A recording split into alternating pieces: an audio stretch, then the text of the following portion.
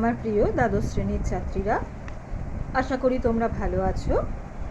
আজ আমি তোমাদের কাছে যে বিষয়টি নিয়ে আলোচনা করব সেটা হচ্ছে উদার নৈতিক মতবাদ। তোমাদের কয়েকটি রাজনৈতিক মতবাদ নিয়ে আলোচনা আছে, তার মধ্যে তোমাদের আজকে উদারনৈতিক মতবাদ নিয়ে আলোচনা করব। বিগত 3 শতাব্দীরও বেশি সময় ধরে উদারনীতিবাদ পশ্চিমী দুনিয়ার একটা বিশিষ্ট মতবাদ হিসেবে বিবেচিত হয়ে আসছে, কিন্তু 19বিংশ শতাব্দীর প্রথমার্ধের পূর্ব পর্যন্ত মতবাদটির কোনো আনুষ্ঠানিক নাম ছিল না। যখন সেটা আনুষ্ঠানিকভাবে উদারনীতিবাদ হিসেবে পরিচিতি লাভ করলো, তখন তার দুঃসময় শুরু হয়ে গেছে। এ প্রসঙ্গে বলতে গিয়ে জি সার্তরি বলেছেন যে বিভিন্ন দেশের মানুষ ঠিক সেই সময় উদারনীতিবাদের কথা বলতে শুরু করেছেন যখন তারা উদারনীতিবাদী হিসেবে নিজেদের অস্তিত্ব হারিয়ে ফেলেছে। কারণ উদারনৈতিক চিন্তাধারার সামনে সবথেকে বড় চ্যালেঞ্জ হিসেবে আবির্ভূত হয়েছিল গণতান্ত্রিক এবং সমাজতান্ত্রিক ধ্যান ধারণা। নিজেদের অস্তিত্ব রক্ষার জন্য উদারনীতিবাদীরা গণতান্ত্রিক নীতিসমূহকে গ্রহণ করে উদারনৈতিক গণতন্ত্রী বলে পরিচিত হন, কিন্তু সমাজতান্ত্রিক, বিশেষত সাম্যবাদী ধ্যান ধারণা বা নীতিসমূহকে গ্রহণ করতে অস্বীকার করায় মার্ক্সীয় সমাজতন্ত্র উদারনীতিবাদের সামনে একটা বিরাট চ্যালেঞ্জ হিসেবে থেকে গেছে। এখন এই উদারনীতিবাদ বলতে কি বোঝায় বা উদারনীতিবাদের সংজ্ঞা কি? উদারনীতিবাদের একটা সর্বজনগ্রাহ্য সংজ্ঞা নির্ধারণ করা কঠিন। এনসাইক্লোপিডিয়া ব্রিটানিকা অনুসারে উদারনীতিবাদ হল এমন একটি ধারণা যা সরকারের কার্যপদ্ধতি ও নীতি হিসেবে, সমাজ গঠনের নীতি হিসেবে এবং ব্যক্তি ও সমাজের একটা জীবনাদর্শ হিসেবে স্বাধীনতাকে গ্রহণ করে। আবার অন্যভাবে বললে বলা যায় যে উদারনীতিবাদ হলো এমন একটা স্বাধীন জীবনের কণ্ঠস্বর যা ব্যক্তির চিন্তা, বিশ্বাস, মত প্রকাশ প্রভৃতি ক্ষেত্রে সর্বাধিক পরিমাণ স্বাধীনতার পক্ষে দাঁড়ায়। অর্থাৎ সংকীর্ণ অর্থে উদারনীতিবাদ বলতে সেই তত্ত্বটিকেই বোঝায় যা দ্রব্যের উৎপাদন ও বণ্টন এবং শাসকদের মনোনয়ন এবং অপসারণ করার ব্যাপারে ব্যক্তি স্বাধীনতাকে সর্বাপেক্ষা গুরুত্বপূর্ণ বলে মনে করে। উদারনীতিবাদ হলো ব্যাপক অর্থে, এতক্ষণ আমরা সংকীর্ণ অর্থে বললাম, এবার ব্যাপক অর্থে বলি। ব্যাপক অর্থে উদারনীতিবাদ হলো এমন একটা মানসিক ধারণা যা তার পূর্ব সিদ্ধান্ত অনুযায়ী মানুষের সঙ্গে মানুষের বৌদ্ধিক, নৈতিক, ধর্মীয়, সামাজিক, অর্থনৈতিক ও রাজনৈতিক সম্পর্ককে বিচার বিশ্লেষণ করে এবং তাদের মধ্যে অখণ্ডতা স্থাপনের চেষ্টা করে। সুতরাং বলা যায় স্বাধীনতাই হলো উদারনীতিবাদের প্রধান প্রতিপাদ্য বিষয়। কিন্তু মার্ক্সবাদীদের কাছে উদারনীতিবাদ হলো পুঁজিবাদেরই নামান্তর মাত্র। মার্ক্স উদারনীতিবাদকে এমন একটা তত্ত্ব বলে বর্ণনা করেছেন যা শ্রমের ওপর মূলধনের চরম অধিকার প্রতিষ্ঠার দাবি করে এবং সামাজিক ন্যায়ের পরিবর্তে পুঁজিবাদী শোষণকে দৃঢ়ভাবে সমর্থন জানায়। মার্ক্সবাদীরা উদারনীতিবাদের রাজনৈতিক স্বাধীনতার যে তত্ত্ব, সেটাকে তারা অলীক বলে মনে করে। এখন এই যে উদারনীতিবাদের কথা আমরা বললাম, এই উদারনীতিবাদকে 3 ভাগে ভাগ করা যায়: সনাতন উদারনীতিবাদ, সংশোধনমূলক উদারনীতিবাদ এবং সমকালীন উদারনীতিবাদ। লক থেকে শুরু করে জন স্টুয়ার্ট মিল পর্যন্ত উদারনীতিবাদীগণ কর্তৃক প্রচারিত উদারনীতিবাদকে সনাতন উদারনীতিবাদ বলে। সনাতন উদারনীতিবাদের পরে মিলের পরবর্তী সময় থেকে, অর্থাৎ জন স্টুয়ার্ট মিলের পরবর্তী সময় থেকে 20 শতকের 70-এর দশকের মাঝামাঝি সময় পর্যন্ত যে উদারনীতিবাদ, সেটাকে সংশোধনমূলক উদারনীতিবাদ বলে এবং এর পর থেকে সমকালীন উদারনীতিবাদের বিকাশ শুরু হয়।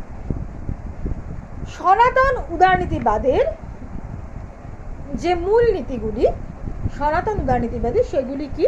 সেগুলি হলো পৌর স্বাধীনতার সংরক্ষণ, অবাধ বাণিজ্যের স্বাধীনতা, ব্যক্তিগত স্বাধীনতা, সামাজিক স্বাধীনতা, অর্থনৈতিক অধিকার এবং ব্যক্তিগত সম্পত্তি ও ব্যক্তিগতভাবে চুক্তি সম্পাদনের অধিকার, পারিবারিক স্বাধীনতা ইত্যাদি। এগুলি সনাতন উদারনীতিবাদের কয়েকটি নীতি। এখন ঊনবিংশ শতাব্দীর দ্বিতীয়ার্ধের পর থেকেই বিশেষত বিংশ শতাব্দীতে দেখা যায় যে প্রথম সাম্রাজ্যবাদী বিশ্বযুদ্ধের পর থেকে চরম ব্যক্তি স্বাতন্ত্র্যবাদের বিরুদ্ধে তীব্র প্রতিক্রিয়া দেখা যায় এবং এই সময় আস্তে আস্তে দেখা যায় যে উদারনীতিবাদের সমর্থকদের অনেকেই তারা সনাতন উদারনীতিবাদের সমালোচনায় মুখর হয়ে ওঠেন।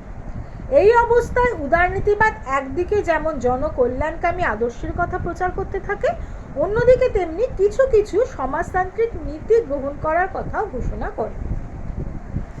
এইভাবে সংশোধনমূলক উদারনীতিবাদের বিকাশ ঘটে। সংশোধনমূলক উদারনীতিবাদের কতগুলি গুরুত্বপূর্ণ দিক আছে, সেগুলোই আমরা এবার আলোচনা করব। প্রথমত হচ্ছে রাজনৈতিক সাম্যের প্রতিষ্ঠা। রাজনৈতিক সাম্যের প্রতিষ্ঠা। সংশোধনমূলক উদারনীতিবাদীরা তারা রাজনৈতিক ক্ষেত্রে সাম্য প্রতিষ্ঠার উপর বিশেষ গুরুত্ব আরোপ করেন। তারা গণতান্ত্রিক শাসন ব্যবস্থা প্রতিষ্ঠার ব্যাপারে বিশেষভাবে আগ্রহী। তাদের মতে জনগণকে সর্বপ্রকার রাজনৈতিক ক্ষমতার উৎস বলে মেনে নিলেই কেবল গণতন্ত্র সফল হতে পারে, অর্থাৎ জনগণকেই তারা মূল ক্ষমতার অধিকারী বলে মনে করেছে। কিন্তু বর্তমানে যেহেতু রাষ্ট্রের জনসংখ্যা অনেক এবং তা অস্বাভাবিকভাবে বৃদ্ধি পেয়েছে, তার ফলে জনগণের পক্ষে প্রত্যক্ষভাবে শাসন কার্যে অংশগ্রহণ করা সম্ভব নয়। তাই নির্বাচিত প্রতিনিধিদের মাধ্যমে জনগণ শাসন কার্য পরিচালনায় অংশগ্রহণ করে থাকে পরোক্ষভাবে। সংখ্যাগরিষ্ঠ জনগণ কর্তৃক নির্বাচিত হলেও গণতান্ত্রিক সরকার বিশেষ কোনো ব্যক্তি বা গোষ্ঠীর স্বার্থে কাজ করে না, সকলের স্বার্থে অর্থাৎ জনগণের স্বার্থেই কাজ করে। এইভাবে সংশোধনমূলক উদারনীতিবাদীরা রাজনৈতিক সাম্যের ওপর বিশেষভাবে গুরুত্ব দিয়েছে।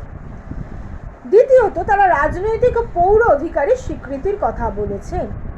এইসব অধিকারের মধ্যে স্বাধীনভাবে মতামত প্রকাশের অধিকার, সভা সমিতি করার অধিকার, সরকারি কাজের সমালোচনা করার অধিকার, জীবনের অধিকার, ধর্মের অধিকার, শিক্ষার অধিকার, সামাজিক সাম্যের অধিকার, নির্বাচন করার এবং নির্বাচিত হওয়ার অধিকার ইত্যাদি অধিকারের কথা বলা যায়। তৃতীয়ত হচ্ছে উদারনীতিবাদীরা তারা একদলীয় ব্যবস্থার বিরোধিতা করেছে, অর্থাৎ তারা বলেন যে কখনোই একটি দল থাকা উচিত নয়, তারা দ্বিদলীয় বা বহুদলীয় ব্যবস্থার কথা বলেছে।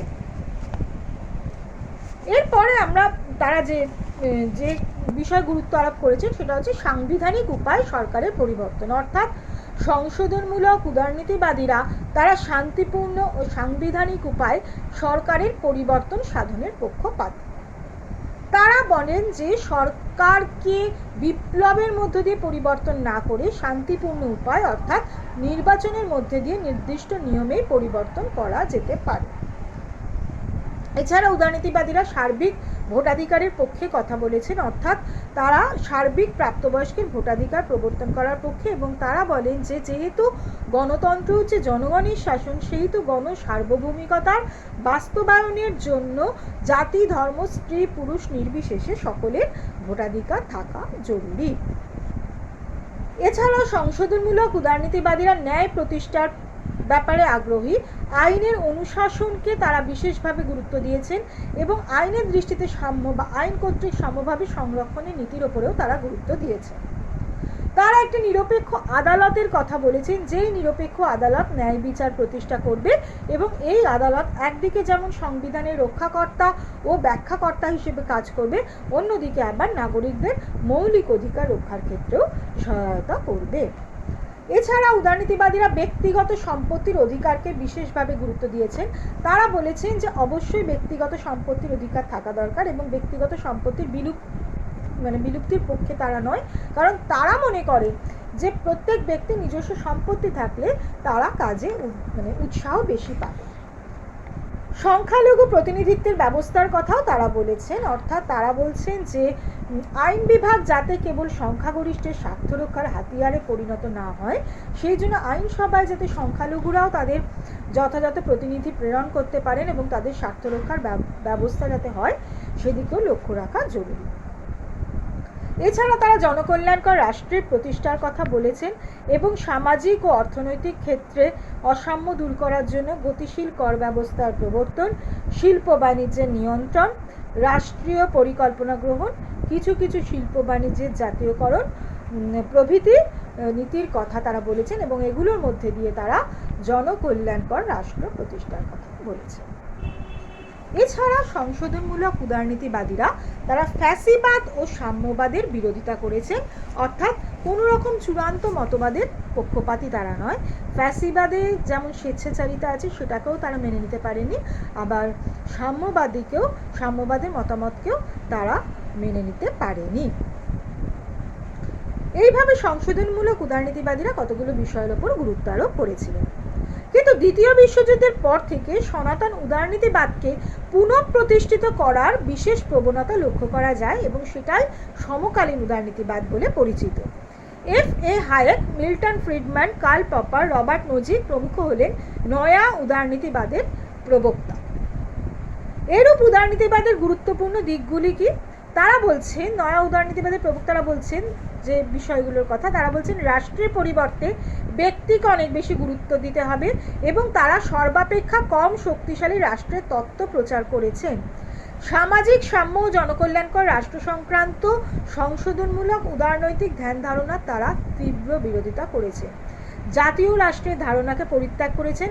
অর্থনৈতিক ক্ষেত্রে পুঁজির বিশ্বায়ন অর্থাৎ বিশ্বব্যাপী অবাধ বা অনিয়ন্ত্রিত প্রতিযোগিতার ওপর তারা বিশেষভাবে গুরুত্ব আরোপ করেছেন।